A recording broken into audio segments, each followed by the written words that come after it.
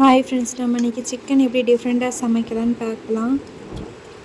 First கொஞ்சமாக பூண்டு எடுத்துக்கோங்க, அது கூடவே கொஞ்சமாக இஞ்சி எடுத்துக்கோங்க, அப்புறமா பச்சை மிளகாய் சேர்த்துக்கோங்க. இதெல்லாம் இப்போது மிக்ஸி ஜாரில் சேர்த்துக்கோங்க. அதுக்கப்புறமாட்டு மல்லிக்கீரை கொஞ்சமாக சேர்த்துக்கோங்க. அப்புறமா அது கூடவே உப்பு சேர்த்து நல்லா அரைச்சிக்கோங்க.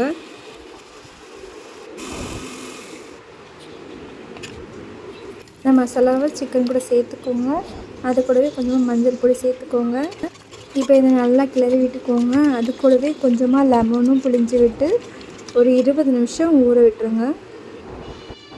இப்போ ஒரு பேனில் ஆயில் சேர்த்துக்கோங்க. ஆயில் ஹீட் ஆனதுமே 2 ஏலக்காய், கிராம்பு, பட்டை சேர்த்துக்கோங்க. அப்புறமாட்டு பெருஞ்சீரகம் சேர்த்துக்கோங்க.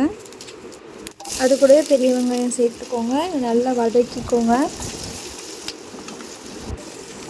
நல்லா வதங்கினதுக்கப்புறமாட்டு சிக்கன் அதை கூட சேர்த்து நல்லா கிளறி விட்டுருங்க.